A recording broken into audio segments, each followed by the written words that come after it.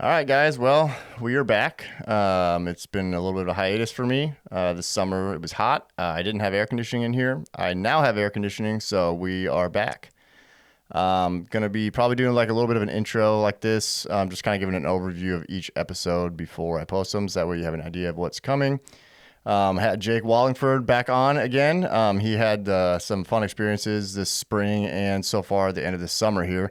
Had a couple different hunts and a lot of stuff with Anywind going on. And speaking of Anywind, they are going to be the first and the title sponsor of the podcast. Anywind Field Spray, I've used it all last year. I've used it for a couple years now for a couple different reasons, and it just works. That's all I can really tell you. Jay kind of gave me a little bit of an overview, so I'm going to read that off just so that way you guys kind of have an idea. Anywind Field Spray. Are you getting tired of busted by those old does and wise bucks? Always feel like the other brands just don't work? Check out Anywind Spray, featuring their trademarked revolutionary scent, Hone Technology. Spray it on your gear, let it dry, and hunt any wind. Eliminates natural and synthetic odors, truly ensuring you stay undetected in any wind conditions. And let me tell you, this stuff really does work. Last year, using it all season, I never got busted once by a single deer, and I have never had so many close encounters with a deer. I had multiple deer literally at the stand or the tree right underneath me. Never knew I was there. I just honestly couldn't believe that I just never got busted. And the only thing that I did different from any other year was use Anywind Field Spray. So go check out their website, huntanywin.com. They're also on social medias at huntanywin. This stuff truly does work great. I've used it in a couple different occasions. Especially like if your clothes smell, just spray it on there. It dries. It's gone. I used it when we hunted in Canada, and I sprayed my clothes that smelled like BO, sprayed them, dry, gone. I don't know what it is about it. It's like some sort of magic stuff. They have their own special formula that nobody else has, and the stuff is truly incredible. So thanks for Anywind for being the title sponsor of the podcast, and excited to have Jake on. So hope you guys enjoy this episode. Fucking wrecking me. I've had a headache all day today. I think it's that wind is probably more allergy related. I mean, it is. Seems like cold stuff's always going around, but yeah, I don't know. I can't decide what mine is, but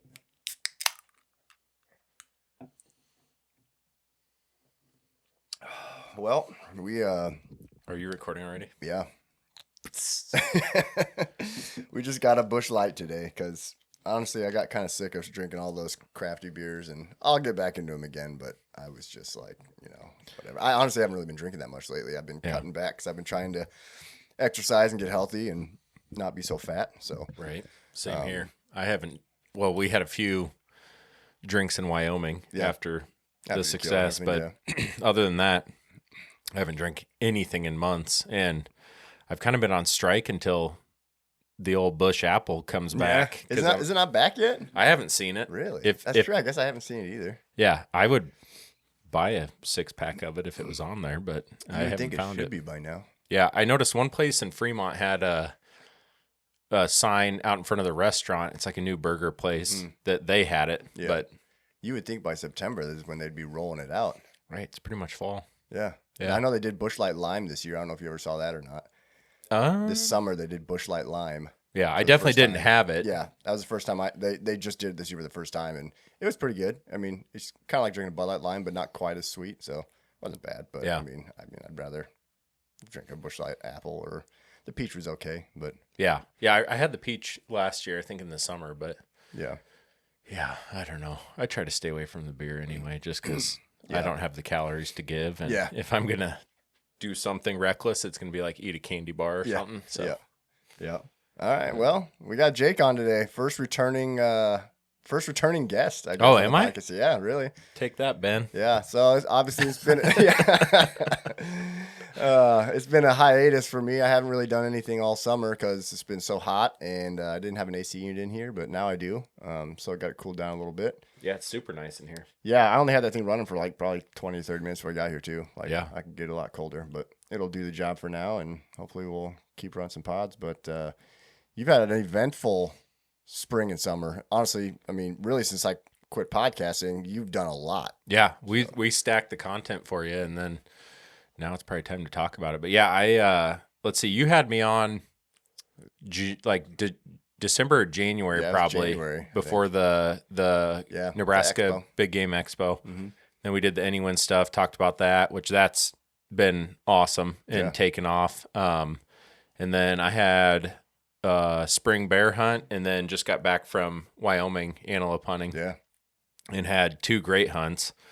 And yeah, between that and the Anywind stuff, and then just life in general over the summer, and you know how that is with kids and all that stuff, we've been super busy. So, sitting in the antelope blind last week was like a break from the first time you really the sat chaos. Just sat. Yeah, and you know how that is. I mean, we've generally, you and I go and hunt in Nebraska. I mean, we've done that 3 or 4 times now, last 3 or 4 years. And that hunt is brutal compared to even like Wyoming. Like sitting 3 days in Wyoming is the equivalent to sitting like 7 in Nebraska. Really? Because you're not seeing as much, I suppose. Right. Like, you had quite a few does and stuff coming in. Like you at least had some action. Yeah. And I guess I should say the mentally taxing side of it in Wyoming is quicker because you're expecting to see more. Sure. So like after a day or two of not getting a shot, you're like, what the heck? You know, what is going on? Especially because everybody else in your camp was killing. Oh, right? Yeah. So that was, I was starting to get a little bit of a attitude the third day where I'm like, come on, but in Nebraska, like if you go 3 days, you're used to that. Like 3 or 4 days, you're like, all right, should get one to water soon. And, hunting over water holes is it's awesome, but it's also just the most mentally exhausting. And you end up delirious by the end of it. I know. 14-hour days. And I think last time you and I were in Nebraska, I think it was about 14-hour days, and we would get out of there and just be like, not even say a word to each other for 45 minutes driving back. We'd get to the truck as fast as we could. Yeah, and just drive. Well, wake up tomorrow and do it again. Drive back to that little shack and get that chicken finger meal with the fries and the ice cream. Yeah, and our face. What was that place called? It's that in Crawford, that drive-in. I can't remember what that one's called. Yeah, there's 2 actually. The other one's called the Dairy Suite because that's the original chain from the Dairy Chef. So I knew that. Oh, that's right. Yeah, but I can't remember what the other one's called. But oh man, I'm drawing a blank now. I want to say like Chester's, but I think that's a chicken. Chester's is the chicken I think they serve. Right. But it was something like that. I don't know. I don't know either. Either way, food is good there. Yeah. Shout out to that place, whatever its name is. If you're ever in Crawford, go hit up that little place. It's straight across from the Dollar General. Yep. They got good food and good ice cream, and it's cheap. And yep. It's a great stop. Yeah. I did miss not going to Nebraska this year. I know. It was like August 20th rolled around, and my heart longed for it too. All stuff started popping up on my phone from like last year and the years prior. Right. I'm just like, God, I want to be out there so bad. Right. I mean, we always see a really good amount of goats out there. It's just, I think the only real ever like solid shot opportunity we ever had was in 2022. I had that for Nebraska. It would have been a nice slammer of a buck. Mm-hmm. But he came into water, and it was at that tank, and there was a ton of does. I mean, he had 15 does with him, 15, maybe. Yeah, they were everywhere. And it wasn't like little bucks and does, and it was does and him, and that was it. And he came in and watered last, and by the time I got drawn back and was like really settling in, he kind of, I think, was like, hey, it's time to skedaddle out of here. And he ran off like, I don't know, what I thought was maybe 20 yards past the tank. So I had my pin, I was shooting that single pin, which this is really the sole reason why I went from that single pin to the double reference single pin. Yep. Because he ran out and started feeding again, and I thought he was maybe 40 or 45 yards. So I just held high on him and pretty much hit exactly where I was aiming, up in no man's land. Yeah. And we got, what did we do? We stalked in on him the next day in the morning. Yeah. We found him bedded in a drainage, and gosh, we got probably within 70 or 60 maybe. And I don't remember if I shot at him or if we spooked him out of there. Did I get an arrow off? You shot, but he was gone before the arrow got there. He knew it was coming. He knew we were there, and so I yanked the bow back quick and took a shot. And we could never get close to him after that ever again. No. And I'm fully confident he lived because I didn't hit anything that was No. He had all 4 legs, and it was not in the vitals, and I am positive a coyote couldn't get to him or anything like that. Yep. Outside of maybe dying from an infection weeks later, but usually they survive that type of stuff. I mean, it was in that no zone area. Right. It's just complete pass through, so it wasn't like I smashed into a shoulder blade or something, and he was still running just fine. But yeah, that was the best opportunity we've ever had in Nebraska over water. And even after like what we did last year in Colorado and shot that great buck, thinking about where we hunt in Nebraska, I would be more inclined to go spot and stock and not. We learned a lot from that hunt. Yeah. Like now we know how to spot and stock an antelope. Right. Which makes a huge difference. Like we didn't know that. And I don't even like, I think it was just, we didn't have faith in it where like, there's no, my big ass and then you trying to film behind. It's like, there's no way we're getting within bow range. Yeah. But in Colorado, I almost feel like that terrain was less concealable than where we hunt in Nebraska. Mm-hmm. I thought so too. And we had Alex, me, and you, and we got it done on a huge buck. I mean, he was well over Pope, and I can't remember what he scored, but it was like mid-70s, which is I mean, he's a stud. That's an all-day shooter for an antelope. But, oh yeah, for sure. But yeah. So Wyoming, I just got back from that, and that's all waterhole stuff, and most of the shots are. Turn this off. No, you're fine. Most of the shots are. 15 to 20, like 20 tops. Yeah. And there was 2 blinds that he had that were more for crossbow guys, which you could get a 10 to 15 yard shot, but there was also, we got some rain a couple days before we got out there, which I'd had no clue. The weather looked perfect. Yeah. And he called us, literally, we had drove into Douglas, and the guy we were hunting with called us, said, "Hey, are you guys still in Nebraska?" We're like, "No, we're like 20 minutes from your place." He's like, I was going to tell you to turn around and come back in a couple days. We got a ton of rain. There's rain all over. There's puddles in the road and whatever. And we're thinking, shoot. So I am of the believer, we're here to hunt. Let's just hunt. Like, even if the odds are stacked against us a little bit, you're better off being in the blind than trying to wait and play the whole, let's see what the weather does. Yeah. And so I was like, I say we hunt. All the other guys were like, we're here, like we're not driving, 9 hours back. Right. And so we get out there, and you could tell like the water holes that were 20 yards were now 40, 45 yards. Yep. Like the drainage had filled them up. And so there were 2 blinds that were like 45-yard shots, and 2 of the 6 guys in the group had crossbows. So we put them on those. And then a couple of the other guys had never shot antelope before, so we were like, you guys pick, whatever you're most comfortable with. Essentially, long story short, I picked last on blinds. Okay. And the blind I was in wasn't bad, but there was only 1 buck in that pasture and a whole pile of does, which is fine, but it's hard. I mean, you know how that is with, 15 sets of eyes while you're trying to draw back or whatever, and that many sets of nose that can wind you or see a move or whatever. So first antelope I saw was that buck, and he was on his own. Yeah. And he came in like to about 70 yards, like he maybe was going to come drink, but this was like 6:45 in the morning. So usually they're not drinking like right away. They, when it gets hot midday, they'll come drink or whatever. Occasionally they'll drink right away, but I thought, holy smokes, this might be it. Like, the first time I went out there, I tagged out in like an hour. So I was thinking, is this really going to happen again? I'm like, no way. And so when I say complete opposite from Nebraska, that's what I mean. Cause it's like he was a stud. Yeah. Comparable, maybe a little smaller than the Colorado one I shot last year, but still a great antelope. Yeah. And he didn't come in, ended up going up the draw to where all those does were. And then, I don't know, a couple hours later, I had 1 doe come in and, 13 yards, like chip shot. I'm thinking, man, if I can get a buck to do this, we're in business. And then nothing the rest of the day until about 4 p.m., 4 does came in. And so then I was like, okay, there's obviously plenty of antelope in here. Yeah. It's just a matter of when that buck comes to drink. Right. And I was thinking maybe there's a puddle from rain that I didn't, there's a bunch of wind towers in that pasture. Yeah. And so they have gravel maintenance, like access roads to those towers so the guys can work on them and stuff. I thought, man, if there's just even a slight rut with some water in it, he's probably drinking from that. Yep. And so first day didn't get anything. Second day had 4 or 5 does come in like at 9, and then a whole pile of them with that big buck, but he kind of just hung back. Mm-hmm.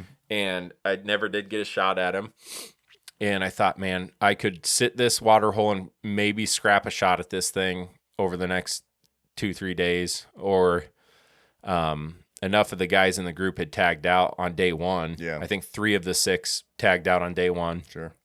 I thought maybe I'll just go jump in one of their blinds and see what happens. So Don shot one day 1 out of the blind I ended up killing out of. And then Jason shot one day 2. So crazy. I didn't tell you guys about this. So Jason, who I've known for forever, mm-hmm. he's a phenomenal bow hunter. Like we were razzing him because he doesn't hunt.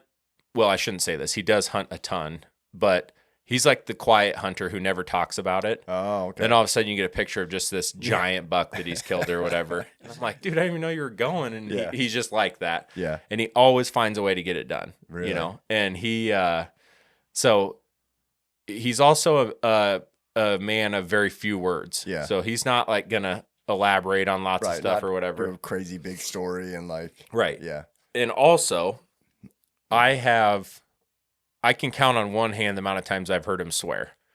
So for me, like when we go on these trips, like you count on one hand in the minute, you know, or whatever. So I'm like him. It's funny because I got a text from him and I look and the first 2 words are well, F. Yeah. But the full. From him? Yes, from him. No way. I'm thinking, oh man, he must have missed or something. Yeah. So he just bought a new Bowtech. Yeah. It was used, but he bought it at Shields. Yeah. It's only like a 2-year-old bow. Right. Super nice. Huge upgrade for him. He was shooting like an older Matthews Mission. Oh, okay. Killed a ton of deer with it. He just thought it might be time to upgrade or whatever. Mm-hmm. He was practice drawing and with an arrow on. And when he let down, his string jumped his cam. Oh, no. So when he had let down, he was like, oh my gosh. This was like midday. What do you do? Yeah. So he's like, I can't do it. I need a bow press. Like I can't do anything. It's my string jumped off my bow. And when he texted me that, I said, do you mean a buck jumped your string or you mean like, he's like, no, my string came off my bow. Really? I'm like, that's a nightmare. Yeah. I'm like, I'm going to puke right now. I felt so bad for him. And so we were probably an hour from, Casper, Wyoming. Yep. And they have a bow shop. We're closest to Douglas, but there's no like sporting goods stores there. Right. Casper has that. So he's like, I'm done. I'm going to go help Don deal with his antelope. And that was Don's first antelope, which was awesome. And that's a whole nother story. He shot the biggest horned doe I've ever seen in my life. Yeah, you mentioned that. Yeah, like full blown. Really? You know, yeah. Did you know it was a doe or do you think it was a buck? He thought it was a buck. Yeah. And he just had she had real funky, like straight out, non-typical. Yeah. And he thought, oh, that's a gnarly buck. I'm going to shoot that thing. Yeah. So that was the other kind of wild one. But so he's like, I'm going to help Don get his doe, thought was buck, taken care of. And, I'll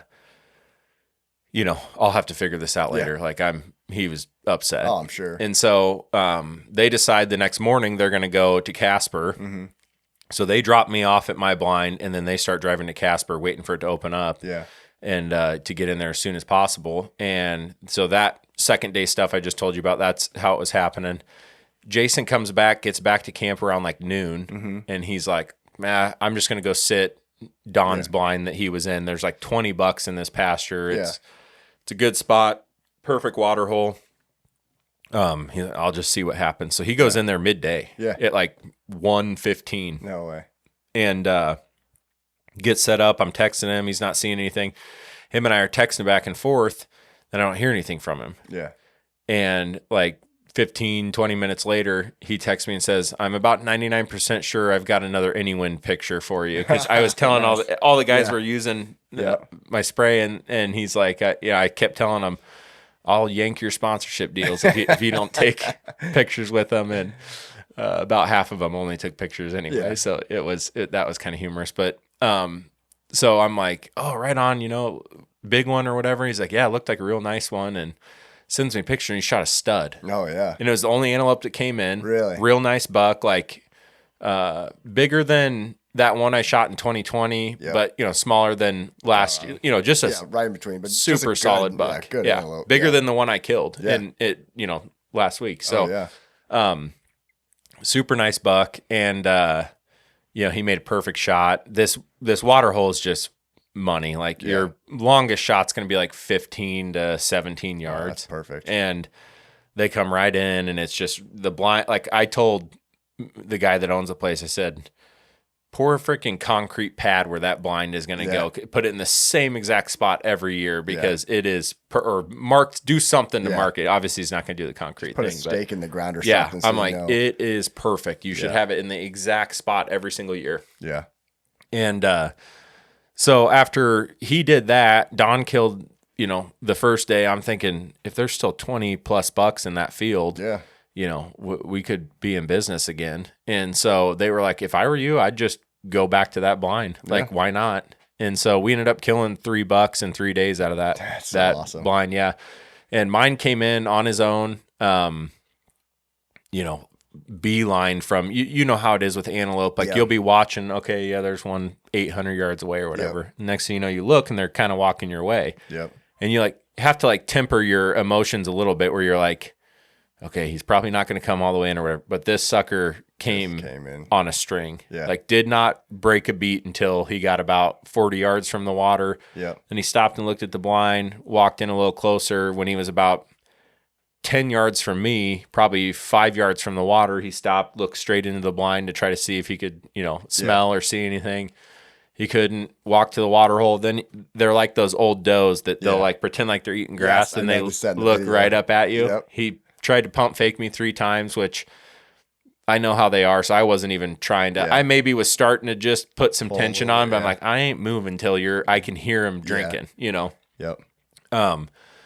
So he was probably only, we can show the video on here if you want to cut it in. We'll throw it on there, Yeah, I stepped it off. I was saying 8 yards, but realistically 8 to 10 yards. Yeah, like still close. Oh, of all times to have my recurve, I killed that one in 2020 with my recurve at 17 or 18 yards. Yeah, and literally as I'm drawing my bow back, I'm thinking it'd be so much with the recurve right now just to pull back and shoot. But because I was that close, I was really trying to, and you can hear my arrow just bouncing like a son of a gun. Yeah, because you're trying to draw it slow. Right. Yeah. And your adrenaline's going and you're trying to slow draw it. And I'm trying not to blow my shoulder up like I did on that buck last year. So it's hot and not cold. Yeah. All these things are going through my head. And when I finally came back, I was just so relieved that he was still drinking. And I came back and, you get your sight, pin on him. And at 8 to 10 yards, it's like shooting a 4x8 sheet of plywood. Exactly. You're like, I got this. You get it anywhere right there in the area and just let it rip.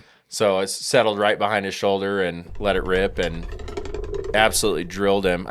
His lungs were obliterated. His heart was severed from his arteries. Yeah. He froze up in the air and jumped forward in the video. In the video, you guys will see it because it's the craziest thing ever. You shoot him. Never seen anything jumps like it. Straight into the air and just straight up cannonballs into the water and just dies in the water. Right. It's the wildest thing. I've seen videos of people that shoot a mule deer at a water tank before. Right. And they do that where they jump, and then they land in the water tank and they usually get back out of it. But that antelope just literally just jumped, cannonballed, and just flopped over. He was just just legs in the air. It was so funny. I'm like, all right. Yeah. I think my initial reaction was something to the effect of holy bleep, because I just, when you see it, especially with antelope, they usually run. They just run. They don't jump. They just run. Hundreds of yards. You could smoke one in the heart and they're still going to go 200 yards. Take off running. Yeah. That's what was so funny about it. It was like he jumped off a diving board. Yeah. Just cannonballed and was done. I'm like, that was, but yeah, those beast broadheads, not to be a bandwagon, whatever, but say what you want about Bomar, any of that stuff, those broadheads are the real deal. They're good, yeah. I think they helped save my hunt in Colorado last year when he kind of ducked the string at that long shot.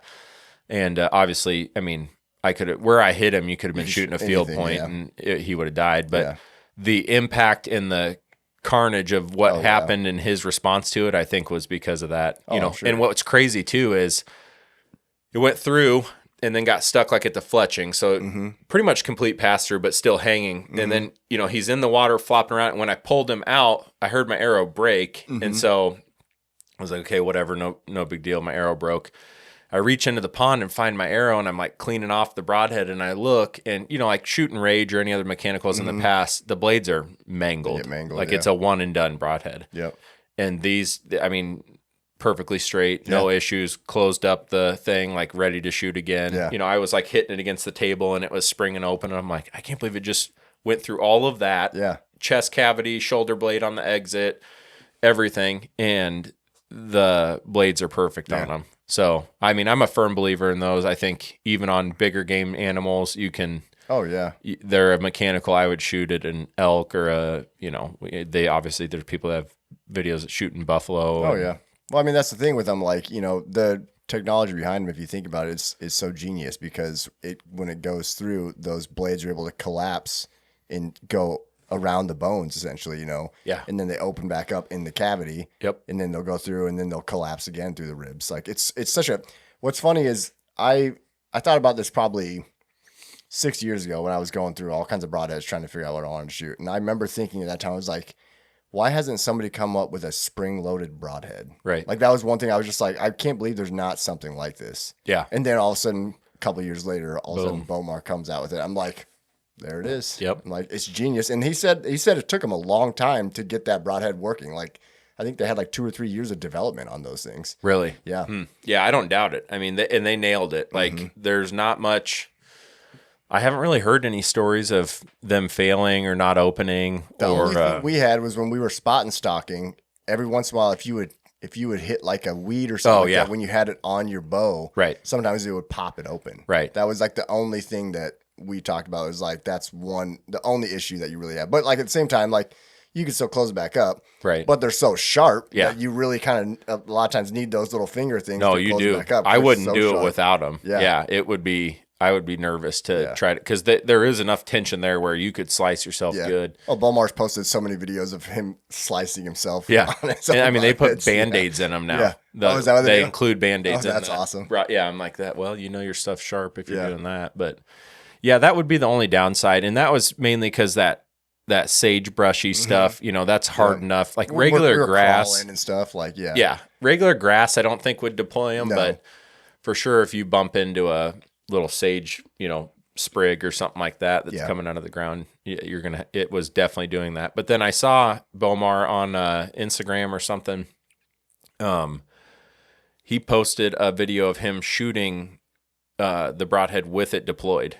So really? Open. I think I saw that too, actually. And the accuracy of it was it was still really good. Right. Yeah. So that's at least good to know, where if like in the heat of the moment, like let's say you're drawing back and maybe like my arrow rattling on the antelope, it pops open. It opened. Yeah. I would, you know, feel confident shooting it after seeing that. Yeah.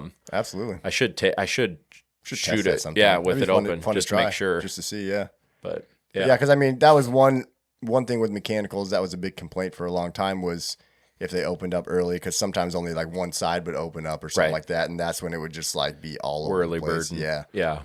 But mechanicals have just come such a long way. Like they have. I used to be like, okay, I should just shoot, you know, regular broadheads, you know, I'm drawing a blank. Fixed blade. Fixed blade, yeah. But like anymore, it's like you have such a smaller margin of error with a fixed blade. Right. With a mechanical, like you're going to do so much more damage. And if you have just a shot that's just slightly more marginal, like you cut so much more that you just have so much more opportunity to actually hit something and kill it, you know? Yeah. So I don't know. I mean, those beasts, the one I shot the antelope with was, I have the 2s, but that was the 2.3 because I wanted to test out the big, you know, to see. I think that's perfect for antelope hunting. I mean, dude, you're talking. That's a big cut. Yeah. Yeah. And it's not like that's the only, like usually if you're at a slight angle, like if you think about the way those blades open and deploy, you know, it's not 2.3 inches like broadside. Yeah. I mean, it is if you hit them broadside, but it's, if you're quartering even a little bit, there's a chance you're getting 3+ inches of a entry and exit wound out of there. And when we were cleaning that antelope up, the guys were looking at the inside cavity just because they were so blown away at what happened. They're like, we got to see what y'all hit. I mean, I severed the top of it, or his top of his heart from the arteries that go into it. There was nothing left of his lungs. It was just coagulated bubbles. Yeah. And then I hit the very top part of his spine with the blade so that you could see where it had nicked that. And then complete pass through, entry and exit. The front shoulders were destroyed on it. I mean, it was carnage. But, I mean, as far as destruction goes, and, antelope are smaller body anyway, so to hit all of those vitals wasn't shocking, but just to show, like, how much that wide of a cut, that much damage. Well, I don't remember if it was Bomar or if it was somebody else. I was watching a video one time where they were talking about, shooting a fixed blade compared to a mechanical. They're like, you shoot a fixed blade through the cavity of a deer or whatever, right? You have like let's say the cavity is 16 inches wide. Yeah. The amount of stuff you're cutting through that 16 inches, let's just say if it's a 3/4 inch broadhead, or let's just say a 1 inch broadhead, right? You're cutting 16 inches of stuff in that cavity, right? Okay. Yeah. Where now if you're using a 2 inch or 2.5 inch expandable, you're cutting through that 16 inch cavity. You're cutting up to 32 inches of stuff through that cavity. Right. So like you're just doing so much more damage throughout the entire cavity. Yeah. Which is going to give you way higher odds of actually killing something because you're doing so much more trauma. Right. So that was one of the reasons. I don't remember who it was that was saying that, but I was like, that actually makes a lot of sense because you're causing a lot more trauma throughout the whole cavity. Right. Instead of just, you have that one shot. You got to be right, that perfect shot. Right. I mean, especially I think like what you're saying is like, think of a gut shot. Yeah. In the intestines or something. Mm-hmm. The more damage you can do through that area, the better. Like a fixed blade through the gut, you're obviously going to hurt them and nick the gut or whatever. But if you can make a entry and exit through the soft part of that midsection and then cut intestines in half from, you're going to have a mess when you gut it. But I think you're going to have a dead buck 10 times out of 10 if you play your cards right and don't bump them. Mm-hmm. Where, I've seen gut shot fixed blade deer go, miles and live for days and then finally die of infection type of thing.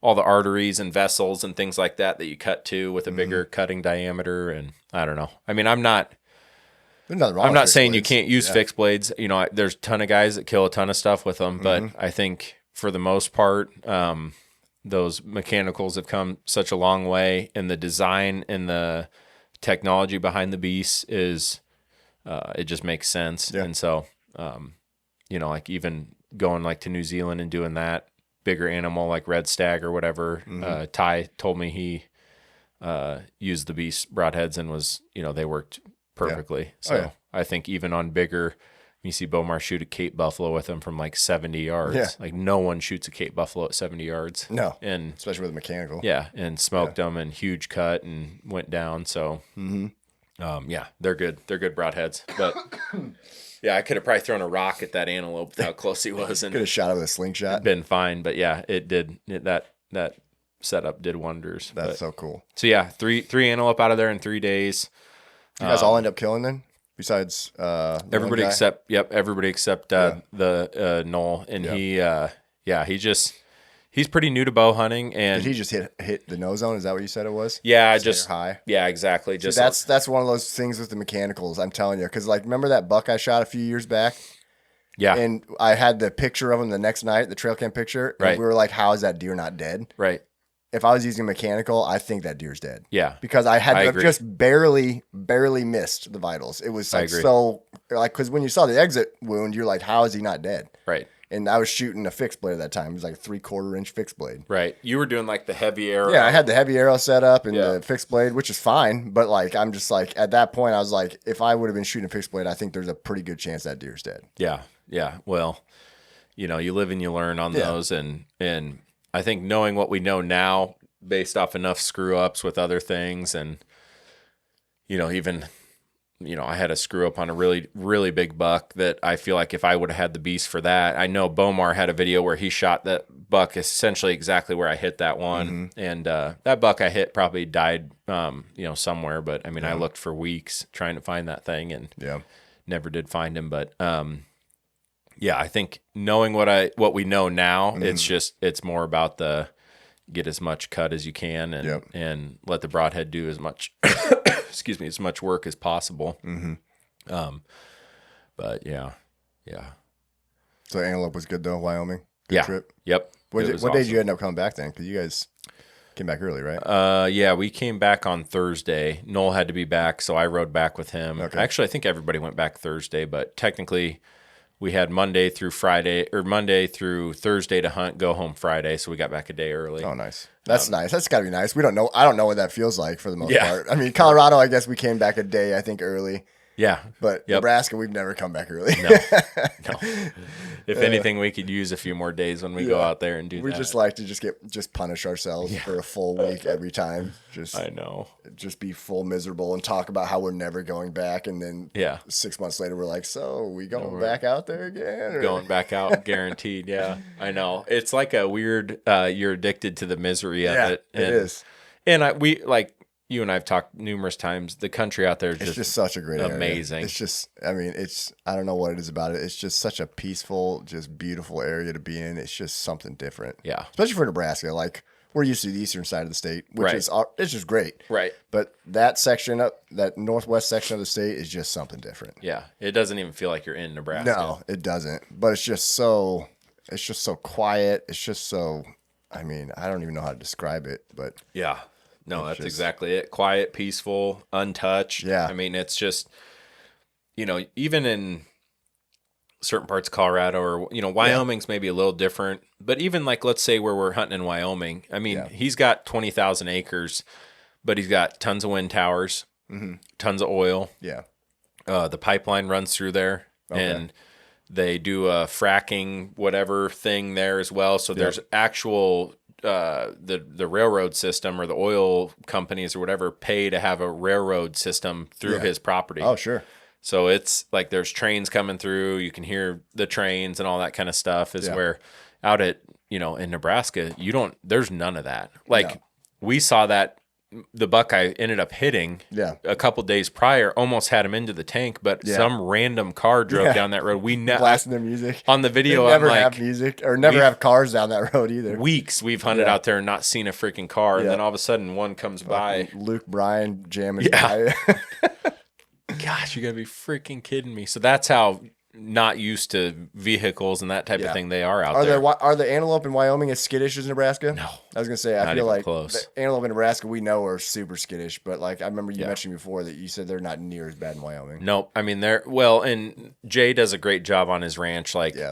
They don't pressure him. They don't run him around. So the highway splits his properties. So the north side of the property, we never hunt. Yeah. Sorry, there's like a fruit fly in my face. Yeah. And that's where he takes his rifle hunters. Okay. So nobody goes and hunts on the north side unless you have a rifle tag. Okay. Nobody rifle hunts on the south side. That's only for bow hunters. Yeah. And then he manages it well, where if you shoot a couple, but he probably would have stretched the pasture we were in if we had more tags, because put guys in there. So many there. Tons of bucks, dude. 20 plus bucks. Jeez. 6 of them, no doubt shooters. Yeah. Another 6 of them were probably...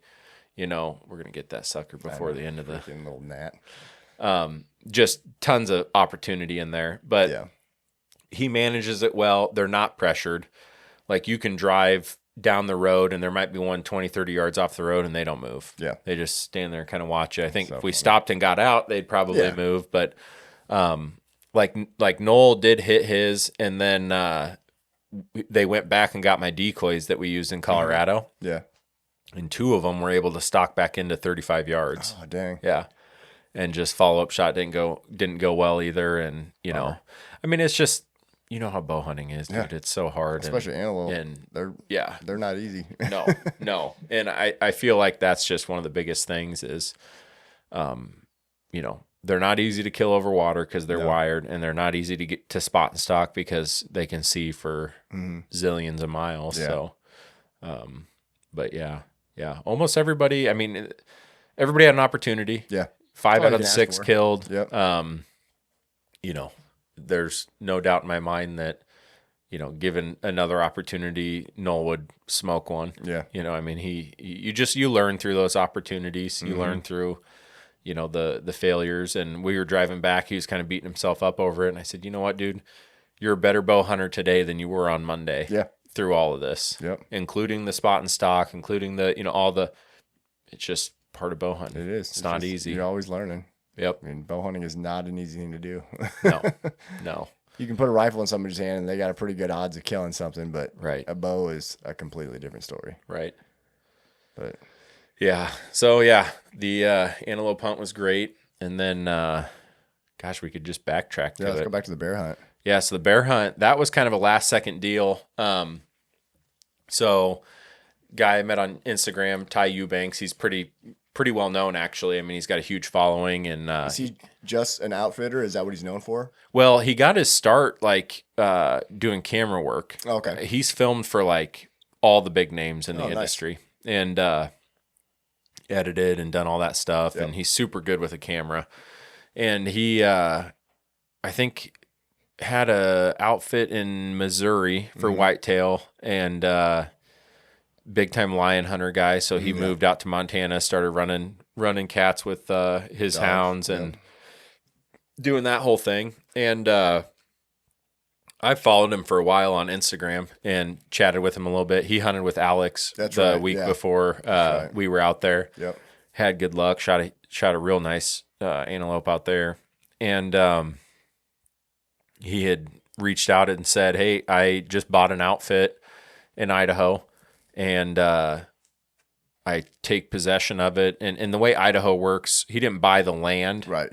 Lease. Yeah, you just buy the outfitting rights to it, essentially. Sure. So he's the only person that can run guided hunts on there. That's cool. Or any commercial type stuff. So kayaking or fishing or horseback riding or whatever. It's all, no one can go and charge and take people in there or whatever. Right. And I think some of it's just exclusive stuff for him too, but I'm not sure how all that works. But anyway, he was like, just this year, I'm going to do this deal. I need pictures and all that good stuff. Yeah. So come out, kill a bear. And so that was first part of May. Mm-hmm. And I'm like, oh man, I don't know if I'm going to be able to swing this with work or whatever. And happened to have a week where I could fit it in, and went out there, flew into Missoula. He picked me up at the airport. We went out there hour and a half from Missoula, and he's telling me all about the baits, and another really good dude that was in camp. His name's Owen, and have actually become really good friends with him over the last few months, just talking back and forth. He just killed a stud muley in Utah. Oh, nice. And so Owen and I shared, the wall tent camp that we had there. And he's telling Owen and I about, here's what I got, here's this, here's that, where do you want to go, who wants to hunt. So I think we flipped a coin and Owen won. So he picked the spot he wanted to go to because there was a big chocolate bear coming in there. And Ty's like, well, we've got this one spot we call the hellhole. And he's like, there's a ton of bears in there. But when I say hellhole, it is not fun to get into. And I'm like, so in my mind, the lazy side of me is like, oh, do I really want to do that? But then after he was talking to me enough about the bears in there, I'm like, screw it. Let's go into the hellhole. So what was it like getting in there? It was rough. So how is it, you had to go up and what's the terrain like? Straight uphill for probably 400 yards. Oh, geez. And when I say straight uphill, I'm talking heavy. I'm not talking like this. Yeah. I am talking you're grabbing onto things as you're bow on your back trying to, and he just got the outfit, so it's not like he had crazy trails. The trail that was there was essentially from them doing that hike, going to rebait it every day. Wow. Can you imagine having to go rebait that every day? Dude. Oh. Shout out to Patty McBatty and Luke for if they ever watch this for some reason. They were two college kids that I think Luke's dad was affiliated with the outfit. That's kind of Ty's business partner. Yep. And Patty was his buddy or whatever. And so Ty essentially said to him, hey, you can come out and work for me this summer and we'll trade you a bear hunt or whatever. Nice. And so those guys literally just nothing better to do in the summer. Yeah. I'll go. Heck so they worked their butt off, dude. Hauling in, 5-gallon buckets of Pop-Tarts and oil and all this stuff. And I mean, we're talking, I didn't even like going up it just with my bow and a pack, let alone imagine having to take all that 50 stuff, pounds of crap and oil and whatever. Like the first night, Luke took me in there, and he was going to rebait it right as I was getting into the stand, kind of to cover up the noise or whatever. And we get about halfway up, and I look behind, and the friggin' oil bucket fell off his pack and rolling down the hill, and oil's just spraying everywhere. And he's like, "Oh crap!" And I'm like, "God, it is what it is," you know. And we get up in there, and I get in the stand, and he rebaits it with what he had left of the bait, and I'm thinking, well, we'll see what happens, you know. And so and we can show the picture on here. Like last light had a mammoth. Yeah, like that's what you said. The biggest bear I've ever seen. It looked like a Volkswagen coming through or something like that. That's what Ty named him, was Volkswagen, because he was a special bear. Like, you know, I thought about bringing a rifle, and ended up killing my bear with the rifle. Yeah. But I thought about bringing a rifle. You know, I wanted to go in and kill one with a bow. Obviously, that's always kind of the go-to preference. But had I had a rifle the first night, I would have shot the equivalent to a 200-inch whitetail with, you know, bear hunting. Yeah. And so I saw that giant that night, and Ty comes up to get me because it's dark and I'm not familiar with the area. And Ty hikes up there, and I get down. I'm like, dude, because that bear wandered off as Ty was coming up. Yeah. So he didn't like run off or anything. He just went back into the thicket, and you could hear him in there when we were getting down. Like, it was a little eerie. And he's like, really, how big? And I'm like, this is my second trip bear hunting. Yeah. But, you know, we've seen some bear before, and I'm like, big, dude. Like, I don't, no brainer, shoot him, you know, 10 out of 10. Like, I don't even know what to say. He's huge. So he's like, well, we'll check the card when we come back to bait it tomorrow. Yeah. And so he checks it. And in the trail cam picture, you see this behemoth. And then in the background, you can see me in the stand with my bow. No way. Debating, like, okay, do I kill this thing or not? Yeah. Because I couldn't. I mean, I drew back to try to. It was just so dark. No way. That's the problem when you're in the forest like that. Once the light gets low enough, you can't see. And it was bad. Like, you know, and you're talking to all black blob, and then you're trying to find, you know, shoulder, what's that, you know, and it just wasn't good. But with the rifle, you buy a little time because that scope illuminates, and I would have hammered him. Yeah. And so then second day, we were like, well, that bear probably heard us, so let's just let him chill for a day. I'll go to this other spot that had another chocolate bear, because everybody wants to kill a color face. Like, that's the thing that everybody wants to do. Right. Yeah. And so second day, I see another huge bear, but he's down on the creek, and he was starting to work his way up. But then as he was working his way up, I look over, and there's another bear at the bait. And I'm like, holy smokes. I'm seeing bears left and right, you know, and the first night, Owen didn't see anything. Second night, he didn't see anything. I saw those two more, and Ty picked me up, and he's like, let me see the bear that's at your bait. And I show him. He's like, dude, you should have shot that bear. No. And I'm like, compared to the night before, he's like, no. The night before, you saw a unicorn, dude. You're never going to see a bear like that again in your life. He's like, that's a trophy bear. You should have shot him. I'm like, dang it. I mean, just compared to what I saw in my mind, I thought, oh, man, that's a small bear. Right. So looking back on it, I should have shot him. But dude came in, he walked around the bait, around trying to get my wind, couldn't smell me. And, you know, I think Ty had said, you know, like, weather plays a big pattern into how the bears move and what time they move. But, like, they hadn't had a ton of success, you know, the few weeks leading up to it. Yeah. He's like, you're either a big bear magnet, or your spray is maybe doing something that's, you know, just giving you that edge. Because, you know, it's not. I went to that spot where the chocolate bear was. That's where Owen was the night before. Right. He didn't see anything the night before. Then I see two bears or whatever. Yeah. And some of it might just be luck of the draw, but he's like, you might be onto something with that spray. And so I'm like, yeah, I'm telling you, it works. I wouldn't use it if it didn't. Yeah. And so third night, I'm like, so they went and rebaited Hellhole, checked the card. I shouldn't even be saying it. You should bleep it out, actually. What? Because I don't want anybody going and asking to hunt there. Okay. Because that's my saying your now. spot. Yeah, Ty and I already talked about it. I'm like, we're gonna get a big red carpet rolled all the way up the hill and a good, nice ladder stand up there. Need to get like a ski tow rope that just like pulls you up. Oh yeah. We were talking about like get a big winch and I'm like, dude, it's get like a cart. You just sit in a cart and it just like winches you up there. Well, and then Patty, so this is side note real quick. Yeah. Patty packed my bear out on his back whole. Oh geez. In freaking square toe cowboy boots.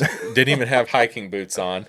And out of hellhole. And really? I'm talking like that's sketchy. That sounds very But he's sketchy. like plays D1 football for some place in Kansas or whatever. And dude, he's a mammoth. Beast. He was like me when I was 20, but actually in shape and all that kind of stuff. Lifting and everything. Yeah. He's like, I've never felt more alive. I'm like, you keep going, bud. You got this. You got it. That's great. But so anyway, he said, you want to go back to that spot? That bear wasn't in there, but another cinnamon phase and another really good black bear were in there.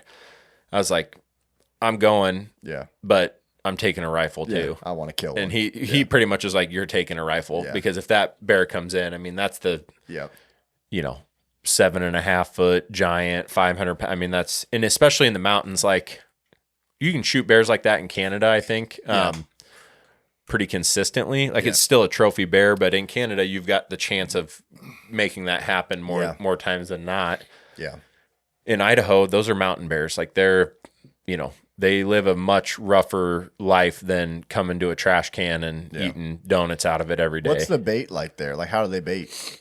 He uses, I don't want to give away his secret sauce, but like, that's fine. But I just mean, like, compared to like, do they have a barrel there and stuff? Yeah. Oh, they do. Okay. Well, so at my spot, no, he didn't. But there, couple like the one the second day he had a barrel and all that kind of stuff.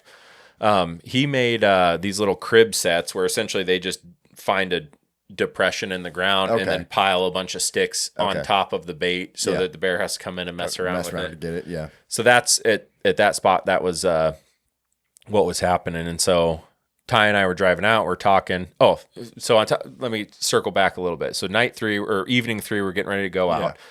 Owen's like, dude, spray me down with that stuff, you know, just because he was like, I got to see what this is all about or whatever. And he ended up killing a stud boar at 16 yards with his bow. Like it came underneath his stand and they had hung that stand the day before. Yeah. And the 12 or 14 foot ladder or whatever was too high for where the barrel was. Oh, sure. So they took a section out of it. So he was only lower. Like 8 feet off the ground. And it came underneath him? Like right. He said, I was shaking so bad. He's from Texas. He's got a thick accent. Yeah. He's like, I could have jumped on that thing's back. That's great.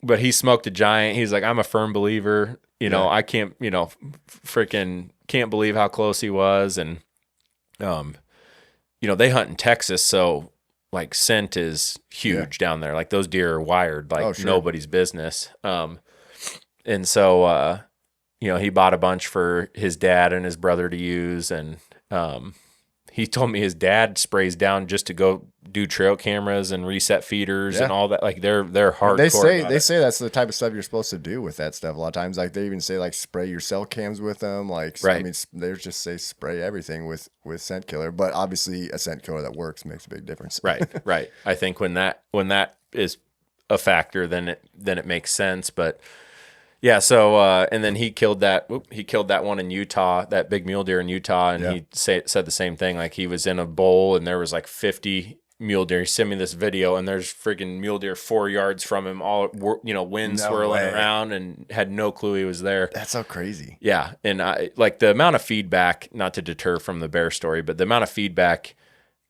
stories like that I've heard just this year so far. I'm like, even for me last year with me and Braden, like. Right. You guys had super close encounters. I've never had that many.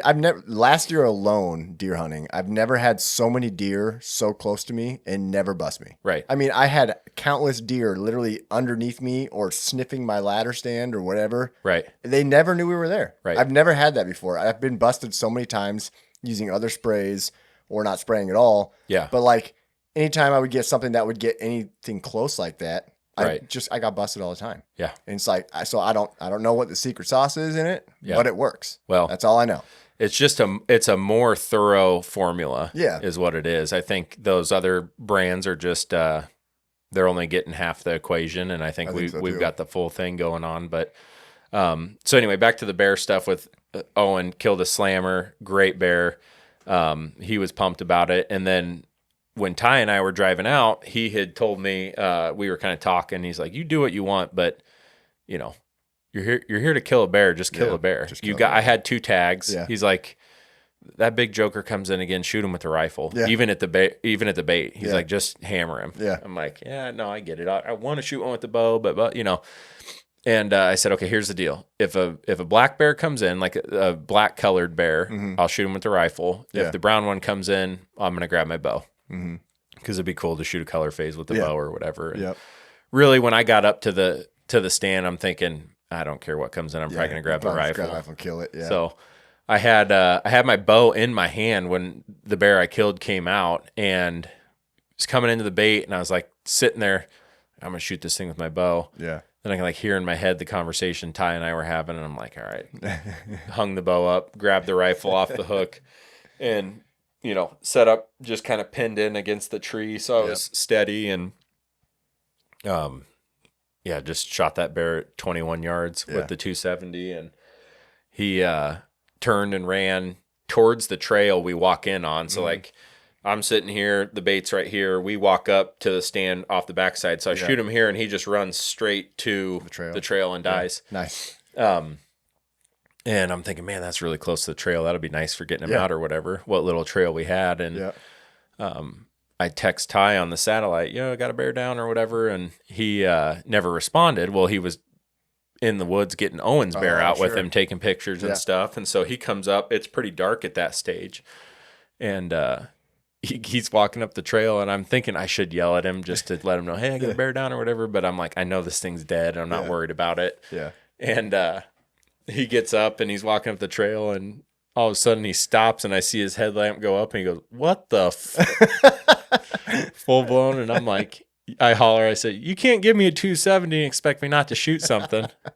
He's like, dude, right on. He's like, you literally shot the exact same bear as Owen. Like, that's same. Funny. Yeah. So if you look at those pictures of us, off the river where we took those pictures the next day. Yep.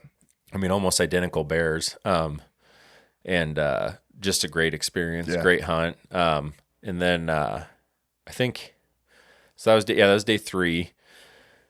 I can't remember if I hunted 4 or 5 days. But I don't remember either. I remember you going back out. I remember that. Yeah, but. Yeah. I think I hunted 5 days, but I did.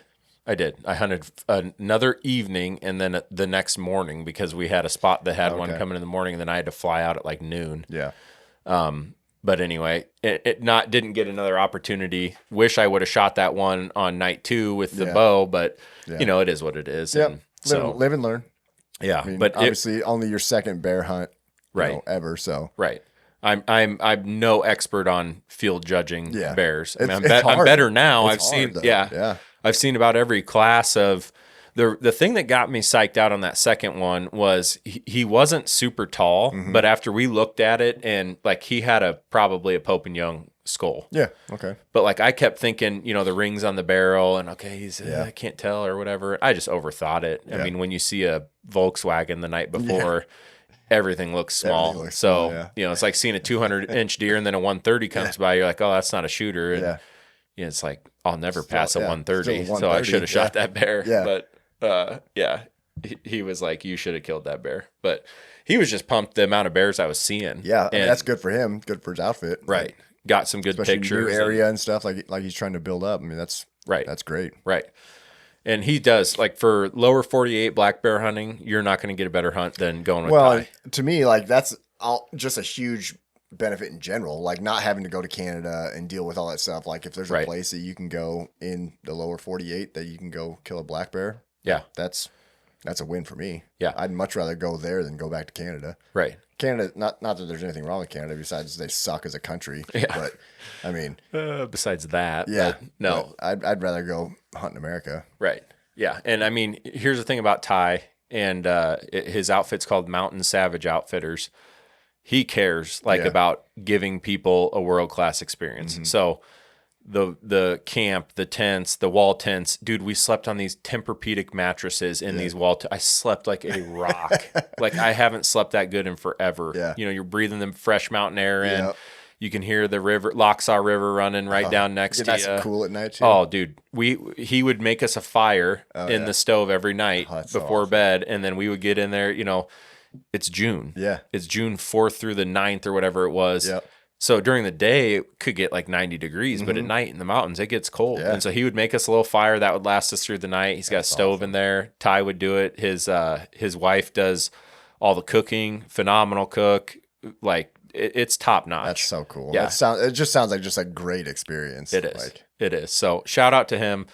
Shout out to Ty, Mountain Savage Outfitters. If you want to book a black bear hunt, like hit me up and ask questions, but I will tell you, just go book it. Yeah. It's worth it. So he cares about getting you on big bears. Like, name anybody else in the lower 48 that you know of that is like just killing big bears left and right. Yeah. The cool thing is they have dogs too. Yeah. So that's right. You said you could run. They'd run dogs if you wanted to. In the morning, you can go run dogs, come back, eat some lunch, hang out, take a nap, then get ready to go. You fish. He's got great fishing spots for fly fishing and catching trout, lake trout, that type of thing.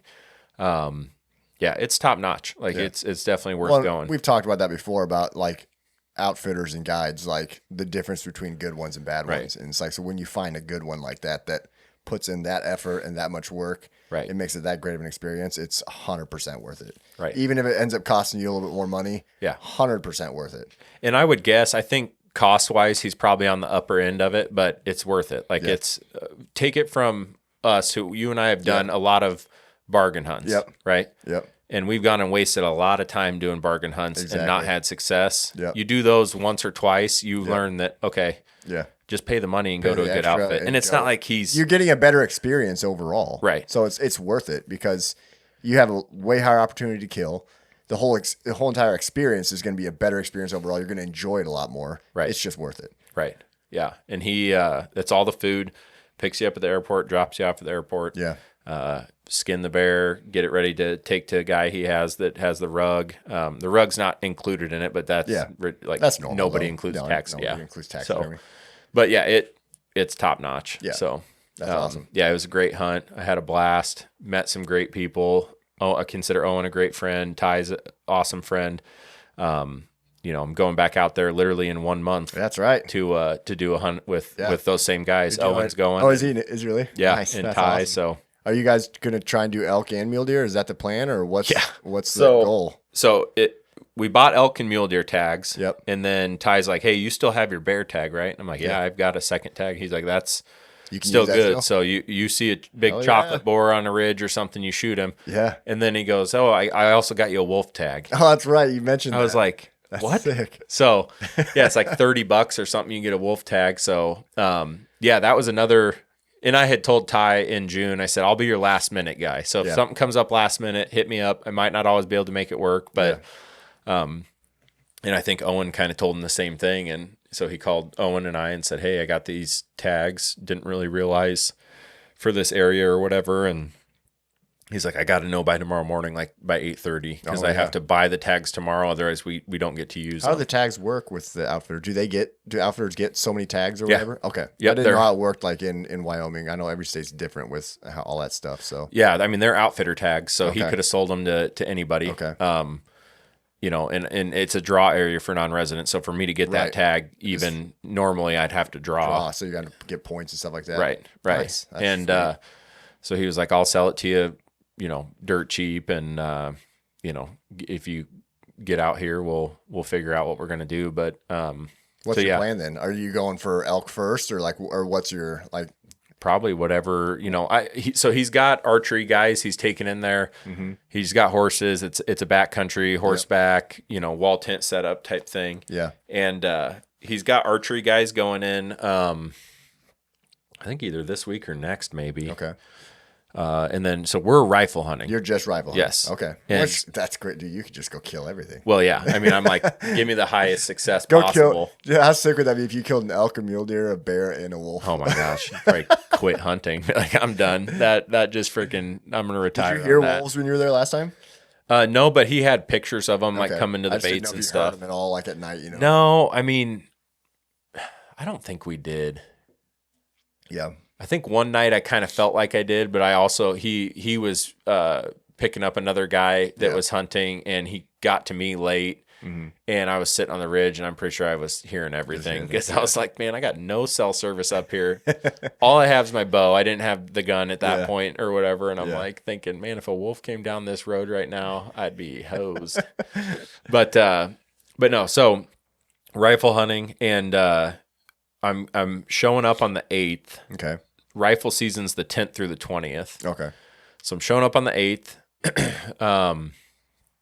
We're going to go, him and Owen and I are going to go in on horse, get camp kind of ready, prepared, come back out the 9th, pick the remaining people up that are hunting. I don't know how many people there are. From the sounds of it, I think probably Owen and I will hunt together. Yeah. I'm not sure how that's all going to play out, but we'll figure something out. But so then we're going to go back in the 9th, scout, kind of see what's where to set up in the morning, and then hunt the 10th through the 20th. So it'll be a 10-day hunt. Yeah. And whether I've heard there's big whitetails in there, there's good mule deer. Yeah. I know they kill deer tag's good for either one. I'm assuming it is. Yep. And then that area, you're always going to have a chance at a bear. Yeah. Like, I think we'll see some bear for sure. Yeah. And then the wolf will just be more. Yeah. Just in case, like randomly we get a shot at one, but then and then I think I'm flying out. Let me look. October 21st. Yeah, so we're hunting the 10th through the 20th, and then I fly out the 21st. Okay. Nice. Like in the evening on the 21st. So yeah, I'm gonna get to do the whole. At first, I was like, dude, I can probably only come for a week, and then I'm pretty much gonna have no vacation by the end of March. Yeah, because then you're going to New Zealand in December. Is that right? No, in March. So March. Oh, you're going March is when you're going to New Zealand. Yeah, 9th through like the 25th, I think. Okay. Yeah. So I'm gonna have no vacation. But then I also told Ty I'd come out and bear hunt again, so I'll have to figure out what to do with that. But I want to go. I want to come film. Yeah, dude, you should. I mean, he has, because he's big into film. Yeah. Like one of the stands I hunted, he had 3 stands in because it was a father and a son, and then they were filming for some YouTube show they had or whatever. And so he's very accommodating. That's another thing I should mention for people who want to film. Like Chad Mendez, the UFC fighter, he was hunting with him. Oh, was he? Ty was filming him. Nice. Because he's got a show and Instagram and all that stuff. So he's 100% set up for filming. That's sweet. I just you and I have talked. I'm personally, for me, self-filming, I'm not going to do it anymore. Other than turning on a GoPro and I just look at the success I've had this year, not having to worry about filming, and then look at the last couple of years of overthinking the whole film thing. And I get it. Shout out to the guys that can do it. I'm not one of them. Yeah. I need to be in the moment, thinking about the kill and the making sure I'm making a good shot and going through the whole process. And last thing I want to do is worry about a camera focusing or whatever. So and then it's like it's just tough to take vacation, and you got a family and life and everything too, so it's hard to just I need 6 weeks of your time this year or whatever. As much as we all want to do that, I mean, I'd love to, but I know, wouldn't it be great? It's just hard with, especially like the June, like that's your guys' busy work. I mean, that's just a hard. Yeah. But had I known we weren't going to do any antelope, maybe you could have swung it in June. Yeah, I probably could have this year. Honestly, looking back at it now, we actually ended up having like our best staffing year. So it's like I probably could have made it work, but at the time I didn't want to try and do that and put that burden on just because I just didn't know. Right. But looking to next year, we'll see. Yeah. See if we can make it work. It's an option. I mean, he'd be game for whatever. And I've never been to that area, so it's a new area to go to. Oh, dude, that's my thing. Is like even if I'm not hunting, I love going to new places. Yeah. It's like you still get to go new areas and enjoy the scenery and way cooler than Canada from a mountain perspective. Like when we were in Canada. It wasn't really mountainous. Wasn't mountainous, but it was deep timber. Yeah, like you were in thick timber. Yeah. And then the lakes in Canada are obviously like next level, but this is truly mountain hunting and the bears are they're steep, rugged country, mountain terrain, and getting in and out of that stand wasn't easy. He's got super, like, don't let that, anybody that watches this, don't let that deter you from going. He's got easy money, got set up 50 yards off the trail type setups. Got setups for everybody. Yeah, exactly. Doesn't matter if you're, he's got setups. You want to sit on the ground. If you want to sit in the tree stand, if you want to glass a big open area, like he's got tons of options. So that sounds cool. How many acres does he have? I think it's like 250,000 is their outfit. So, I mean, he can, and it sounds like next year they're going to run like 4 different camps. So he'll have 4 different, like we had 1 camp this year. Yeah. He's going to do that 4 of those and then run hunters through it and then kind of rotate through his presence or whatever in each camp. But, I'm excited to see how he grows that thing. And sounds like he's got a pretty good setup and pretty good. It sounds like he's doing it right. So he knows what he's doing. He's going to do well, I think. Yeah, he knows what he's doing, and he works his butt off. Like, with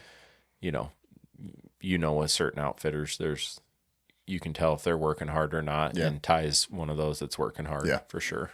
Yeah. And I'm not just saying that because I killed one and I'm going back out with him. Yeah. I'm legitimately saying you could see puts the time in. Yeah. That makes a difference. Yep. So, we got Anywind, right? What's the story on that now? We have thankfully had a lot of success this year with it. A lot of guys successful. I like the new label. He was showing it to me. It's first off, this part of the label is actually like a cool, like really nice feeling. Ashley's gonna love to hear that. Raised lettering, but like just in general, like the whole thing is just sweet. Yeah. Ashley redid the label completely. Redesigned it all, made it look real clean cut. And then that's a soft touch thing. Yeah. She found a company that did this in the USA, and that's cool. It's soft touch, and then this is like kind of accented and raised off of the actual label itself. But Anywind Field Spray. So we talked about that right before the show in January. We had great success at the show.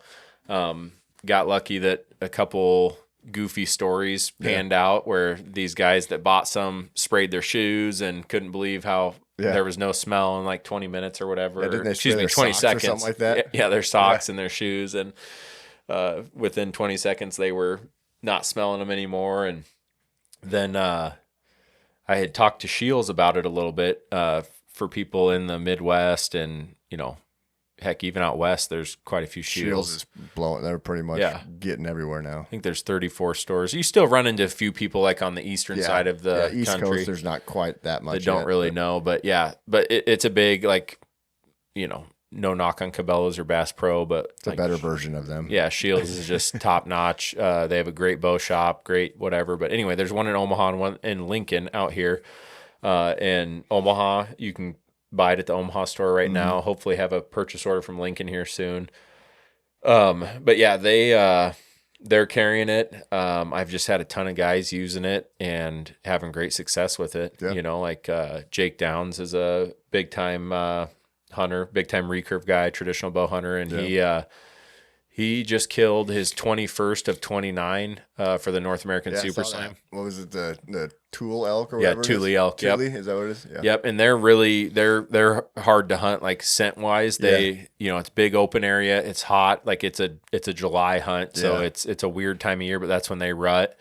And he had a couple different situations where he thought for sure I'm going to get winded here and didn't. And even his outfitter was like, dude, I don't know how that happened. Yeah. And I guess the owner of Kinnetrek Boots was out there hunting the week before, getting busted left and right. And Jake, if you listen to his podcast too, Earn Your Hunt podcast on Spotify, he talks about, he was saying he was hunting out of this horse trailer one day. That's right. I saw the pictures from that. And he's like, I was farting in there and spraying it in the air and then it wouldn't smell. And I'm like, well, that's a perfect testimony for, he even said on his podcast, he's like, oh, Jake's going to love these reviews I'm giving him or whatever. But honestly, just him talking about it, his following, all the other guys that have used it. Owen had great success in Utah with it. Guy in Montana had called me and talked about it. I'm getting kind of reports from all over. I think today we shipped our first order to Maryland. Oh, nice. So that's 18 states that we've sold in online. Dang, that's awesome. Yeah. So we've got that. And then the Shields stuff has been cool too. I don't know who all runs the Shields Outdoors Instagram. They've got a couple 100,000 followers, but they're going to run it this fall and way. see what they think of it. That's And, awesome. you know, they're excited to try it. And, yeah, I mean, it's just even antelope hunting, like obviously antelope, their main sense is their eyes. Yeah. You know, you have whitetail, their main sense is their nose. Right. You know, and bears are the same way. Main sense is their nose. And my goal is just to use it on everything. Yeah. You got Jake killing a Thule elk in July with it. Yeah. You had Owen killing a big mule deer. You had this guy in Montana calling me, telling me about an antelope he got 4 yards from spot and stock. And I'm like, hearing all these stories and like that stuff gets me so fired up. Yeah. Even more than killing stuff myself, because like that's a product we came up with. Ashley and I have busted our butts to make it a real brand. She's really, I mean, you know, Yeah, she's put a lot into brownie points aside. Everything on this label and our website and graphics and verbiage and the regulatory and even the cost of everything, she has handled all of it. Yeah. And done a phenomenal job, in my opinion, and gotten it to where it's an actual. I mean, remember the prototype bottles I gave you guys, where I like pretty much Sharpied Anywind on it? Yeah, I still got it. And then, you know, Ashley did our logo. She did everything. So Ashley's my wife, for those who don't know. But yeah, she knocked it out of the park, and you know, it's really taken off this year, and I just can't wait to keep hearing the stories that roll in, because. You know, that gets me fired up when someone will message me and say, dude, you won't guess what happened or whatever, and tell me the story or whatever. I'm like, that's a product we came up with. We put it into the market.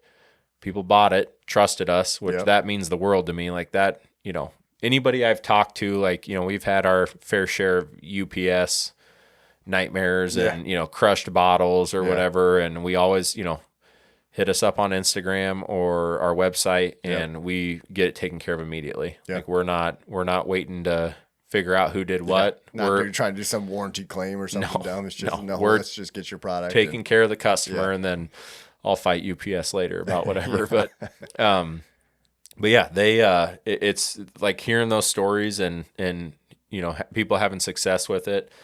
It's a great formula. It is definitely different than what is out there today because of the natural and synthetic odor stuff. You know, like I said, it I don't want to give away all the secret sauce, but it's capturing the whole picture of scent elimination. It just kills it all. Right. It's and what's kind of weird about it, like to think about, is it almost like you think of like ozonics, right? Like people use ozonics because they're like trying to fool the deer, and like that gives them that opportunity. And it's like it's almost like having an ozonics running. Yeah. That's what it feels like anyway. Right. It's like you spray everything down, and it's almost like the deer are just like, they can try and wind you. Right. Or they're always trying. They're always trying, but they just, for whatever reason, they just can't. Right. And so then they're just kind of like, all right, everything's good. Yeah. And it's like, that's what it seems like to me. It's like, they can't figure it out. It just, I don't know what it is. No, I agree with you. It's definitely, I mean, a deer's always going to, and here's, I'll give the spiel on it. I mean, a lot of people probably heard me say this already, but when we did that show, everybody was kind of like, I hunt the wind, you know, like, hey,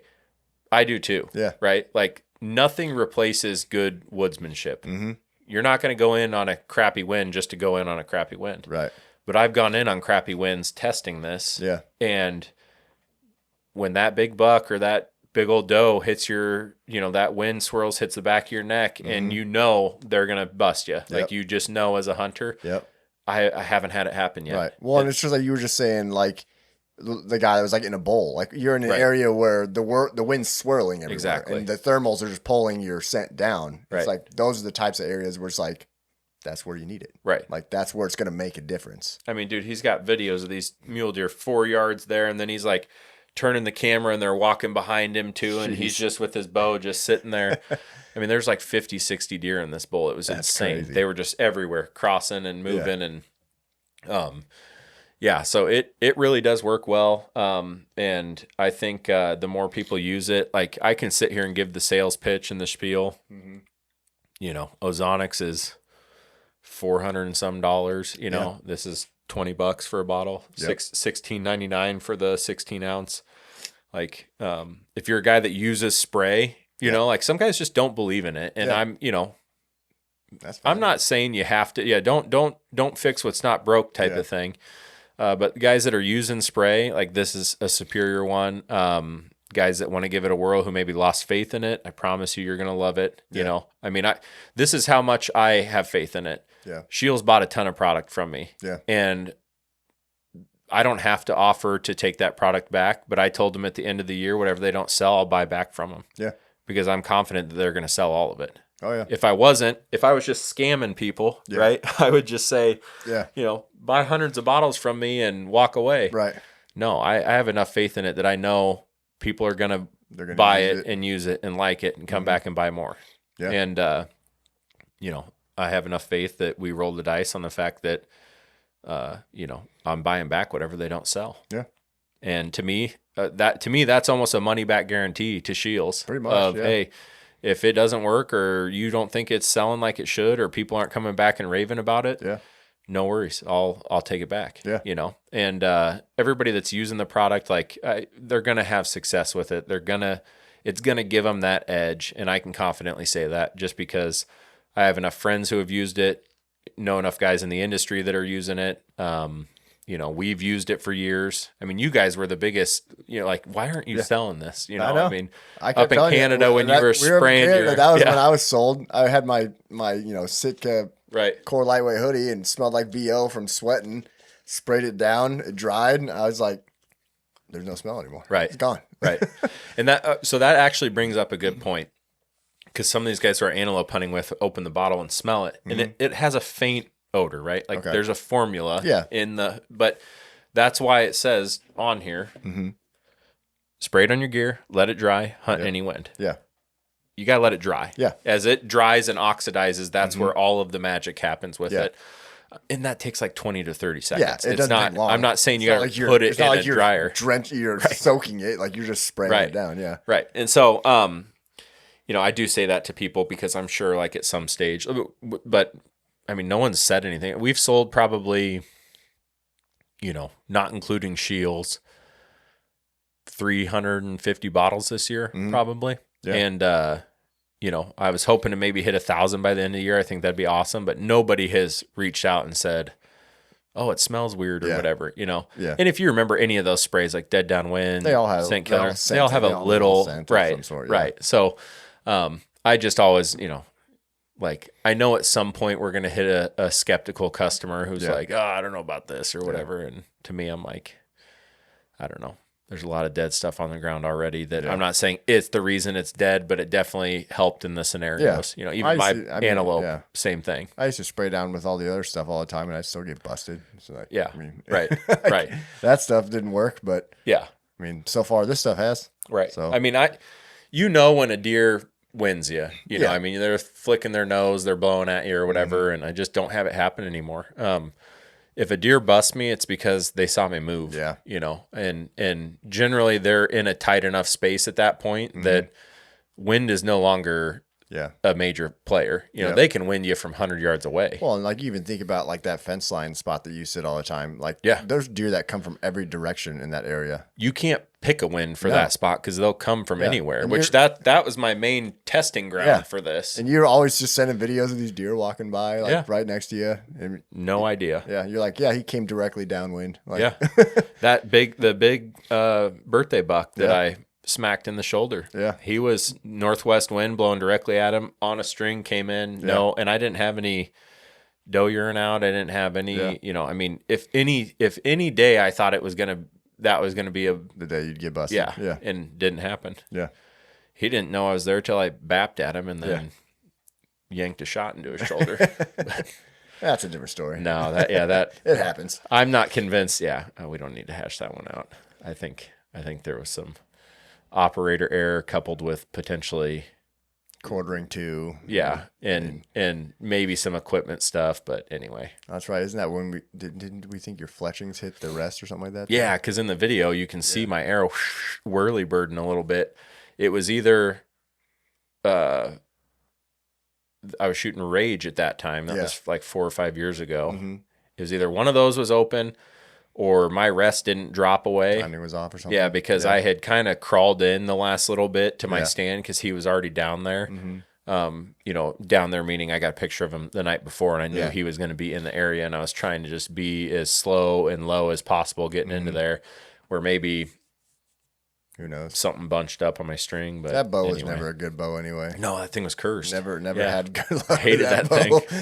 Couldn't wait to get rid of it. Yeah. But yeah, no. Anyway, with the wind stuff, I just, and like, me, the guys that use it know me. Yeah. I'm not the type of guy that's like gonna try to sell someone snake oil. Yeah. Like I really, if I'm gonna put my name on something, it's gonna work. Yeah. Like it's the same reason why I tell people to buy a Hoyt. Like I've always had good luck with them. If I didn't have good luck with them, I wouldn't tell people to buy a Hoyt just because I have a Hoyt. Yeah. I've had enough good luck with them to say, yeah, this is something I want to tell people to buy. Right. And hunters are finicky. Like they're going to try stuff. And, a lot of hunters are gear guys where they want to try the latest and greatest or whatever. It's kind of part of the reason why, with Jake, like he's the same way. He's way more hardcore than I, because Jake is famous enough to get any sponsorship he really wants to get. Right. But he doesn't, because he doesn't want to be tied to telling somebody this is the best gear if he doesn't believe it's the best gear. Right. And so for him to use it and give me the feedback he has and trust it on a super slam hunt. Yeah.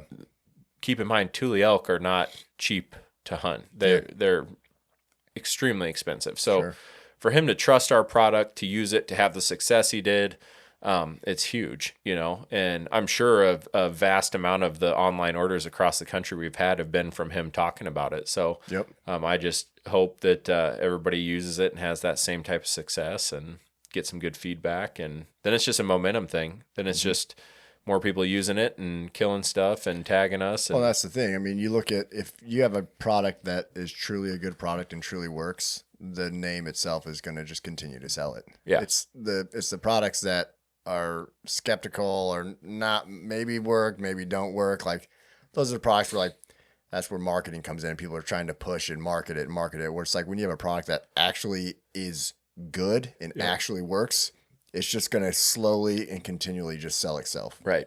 And that's what this is going to do. And first off, I appreciate that. And second off, we talked about going into this season, Ashley and I talked about, should we market? Should we do some advertising? And we ultimately decided not to, just for one reason, not to get too big for our britches too quick. Yep. Formula-wise, I'm like, we nailed it. Yeah. There's nothing I'm changing with that. Yeah.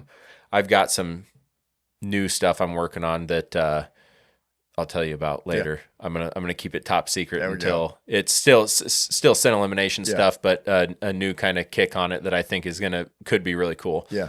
And not changing the formula, just a different method, if you will. Sure.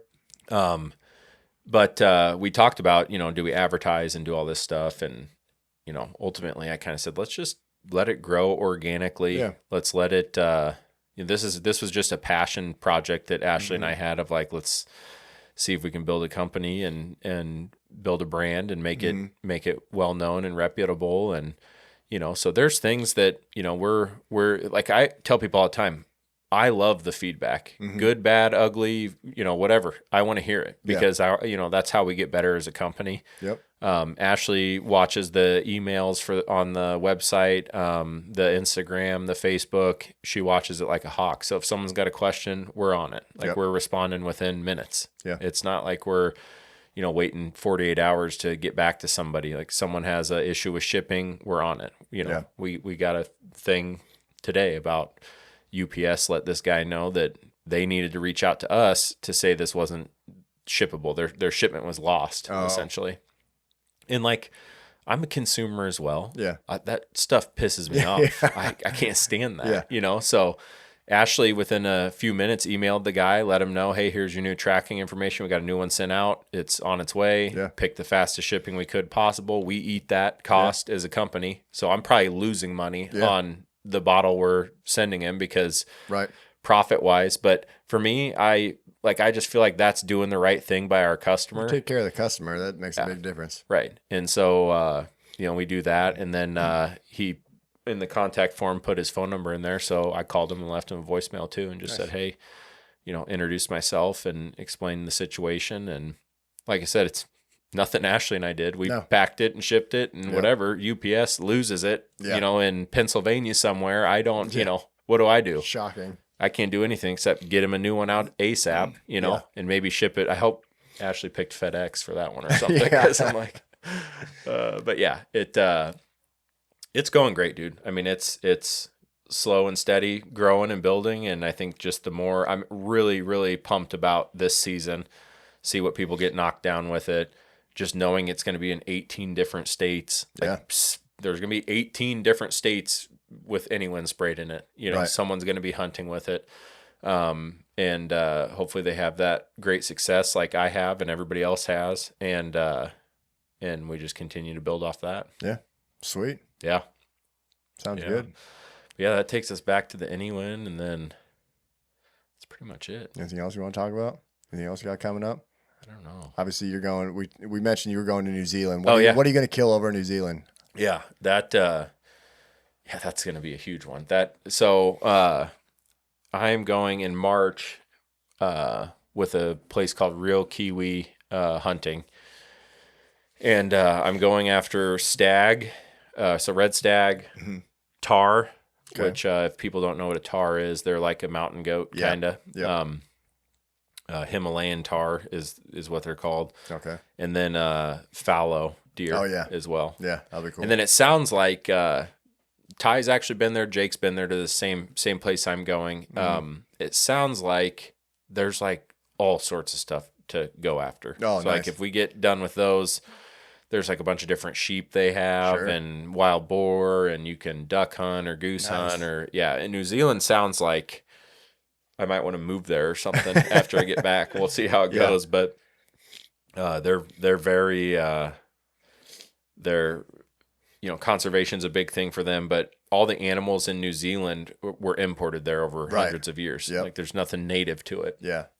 But there's these big outfits that have, all these animals on it. And like Jake was telling me, it's like, Jake told me like every hill you come over, there's something to go after. That's cool. And then Ty was telling me like, you feel like you're in an AI simulated environment. Like it's just so beautiful. You have the ocean, you have the mountains, you have all the, like everything. And so I'm stoked just to see what happens with that.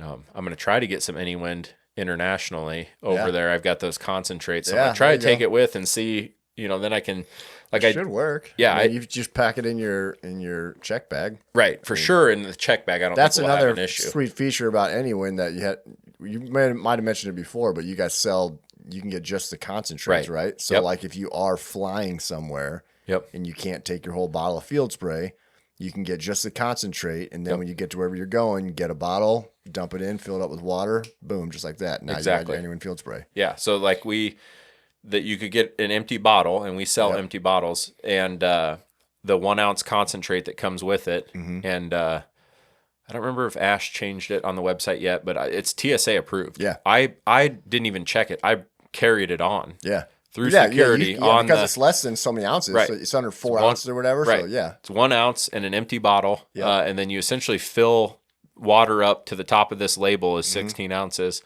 Dump your, or just a little under 16 ounces, but get it roughly to the label. It doesn't have to be, you don't need a beaker and a syringe or something, but, and then dump your concentrate in, shake it up, and you're good to go. That's what I did in Idaho. Yeah. I just literally got to camp. I grabbed a water bottle like this that's 16.9 ounces. Dumped it in. Filled it up with a little bit left and put my concentrate in, and that's what I used all week. That's genius.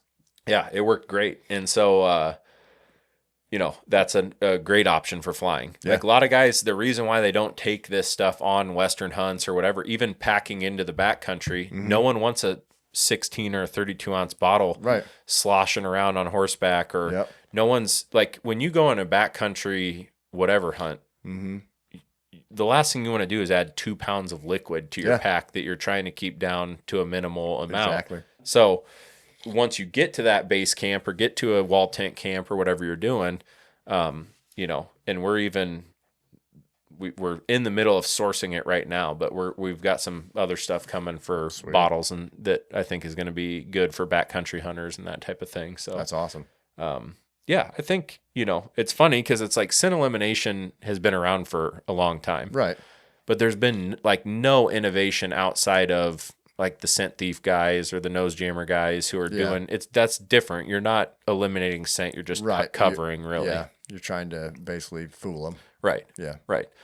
Which, there's a bunch of different ways to go after that. But for truly eliminating scent, odor, natural and synthetic, we've got it covered, and it's top-notch formula. So yeah. I love it. Yeah. But yeah, New Zealand, that's coming up too. So hopefully get some good videos and have some good success out there, and then come back and lick my wounds for PTO that I'll never have again, and see what happens. Yeah. Yeah. I might have to ask my boss if I can go negative or something. Yeah. Can I just what you can. Constantly run 40 hours negative? As long as you get your work done, right? Right. No. Well, cool, man. We'll have you on again after your Idaho hunt. Yeah. Yeah. After that whole experience, I can't wait to hear about all that. Right. Kill while you're out there. And we'll be rolling into whitetail around here too. Mm-hmm. I mean, I get back the 21st. Yeah. You'll be coming straight back from there to straight back into the peak whitetail. I think me and Teddy we're planning a trip to go. We're gonna go Public Land Warrior. Oh yeah, yeah, yeah. Tell me what you guys got on tap. We don't have a lot. We don't have a lot on tap, but we're gonna go up to the area where we used to hunt, up in that not quite the Valentine area, Right. Yeah, the mule deer meccas. Yeah, there's some. We always rifle hunted up there, but now we're gonna go bow, and there's a lot of land there. A couple areas that we used to hunt, and then there's a couple other ones that we never did because they weren't in our unit when we rifle hunted, but they look really good. So we're gonna go up there for like 4 or 5 days and just go see if we can get on something. So we're gonna do that sometime in end of October, I think. So is that going after mule deer mainly, or just whatever? Mule deer or whitetail. There's both up there. I mean, there's both. We've always seen good muleys and good whitetails. So nice. We'll go for whatever we can get a shot at. Teddy, he ain't shooting anything small. So you gotta. Teddy's he's Teddy Lukoski. Yep. He's the big buck killer now. Hey, if we can get on anything over a 130, I think we're slinging an arrow at it pretty easily on public land. For sure. Anything over a 120, I'm probably slinging an arrow at it. Yeah. I mean, that buck I killed in Missouri maybe broke 100. Yeah. And I was tickled pink with it. I'm saying, if we get on anything decent on public land, we're one of us is sending one. Yeah. So yeah, especially in Nebraska. Yeah. Like anybody listening to this that hunts public in Nebraska knows exactly what you're talking about. But I mean, that's what we're going before, firearm season and everything. And I ain't got shit for pictures of good deer and out west where we hunt. So who knows how that's going to be this year. I think when the rut comes, something will come through again, but it's just going to be hit or miss. Just be out there at the right time. Yeah. We know the right time to be out there. So we'll be out there for that. Yeah. And you guys always have, bucks show up and I don't think you'll be hurting by any means. No, that's what I'm saying. Like if you're there at the right time for the rut out there, it's always seems to be like the 9th through the 14th just tends to be, that's when those bucks are coming through. Right. So it's we're going to be out there for that time. I have a rifle tag this year too. So nice. 15th is firearm season. I'll be out there with my kids and ready to kill something with them. So I'll be rolling right into that. So yeah, dude, rifle hunting is still a blast and no pun intended, but it's also, it's like tradition in Nebraska. Yeah, it is. So it's, my to kids me, love going. We just have a blast every time, and they want to see something get shot. So, right. I'm all for it. Yeah. You're better off spending that time and having success when you got a kid with you or even to me, I'm like, there's just something about being out there with a rifle and knowing that hey, that thing's 100 yards away, we're good. Yeah. We're getting it. And you're not sitting there waiting. Oh, please come in here. Please come in here. It's like, oh, look, you're 150 yards away. Yeah. You're in trouble, buddy. Usually after staring at those bucks on the lease that we have for, 2 weeks or 3 weeks prior, being 60 yards away and hoping they leave a scrape and come down the trail or whatever. And then it's like, by the time rifle season rolls around, I'm like, all right, I'm ready to pound give something. me that rifle. Yeah. So exactly. So we got some stuff coming up, but I don't really have anything planned until October. So just finish up the season with work and then move on from there. So heck yeah. Well, it should be a good year. Yeah. I'm looking forward to it. Thanks for having me on again. Yeah. Thanks for coming on. Thanks for the shirt too. I got this, got a couple of Anywind shirts. He did. What'd you do with that? You just did a pre-order type. Yeah, we did. Yeah, we sold actually quite a few. I mean, we don't Ashley and I's main goal is just to get the brand out there, you know. So we did as competitive pricing as we could to cover shipping plus the cost of the shirt. And I think we sold almost 100 shirts total. Yeah. Nice. So it was, I like the shirt. Was quite a bit. I saw the Antelope one. I was like, I got to get the Antelope one. Ashley did that. Yeah. All these. I know they're all Ashley, right? Yeah. You got the hat. Yep. This Hunt Anywind elk hat. This was on a shirt as well. Yeah. And then she did the bear one. Yeah. Looks like a they're all sweet. They're really nice shirts too. They're not cheap quality. So what you need to do is make sure you go follow Anywind on Instagram. Yeah, Hunt Anywind. Hunt Anywind is Instagram page. HuntAnywindFieldSpray.com or HuntAnywind.com. Just HuntAnywind.com. HuntAnywind.com. That's their website. Go check that out. Go buy some spray because you're gonna want it. Yep. Because it works. And so just go buy it. But yeah, so make sure you check them out and follow along. The t-shirts, they just did like a pre-order thing for the shirts on their Instagram page. So if you follow their Instagram page, then you'll know for the next one. Yeah. Well, and I think she did actually, I should say, she did order a few extra in large and extra large. Okay. But that being said, if you want a shirt and you see it and you like it, hit us up on Instagram. We can, as long as we order a few of them, which with my family and you guys, we always are ordering shirts or whatever. Ones. So yeah. Cool. All right. Well, this was fun. I don't even know what episode this is because it's been too long and I didn't keep track of it, but back at it. We're back at it. I'll be back at it again next week. I don't know if I'll have anybody on or not, but we're in the season, so I'm just going to start posting and you're just going to have to listen to me or not. So we'll catch you next time, guys. Yeah. Thank you.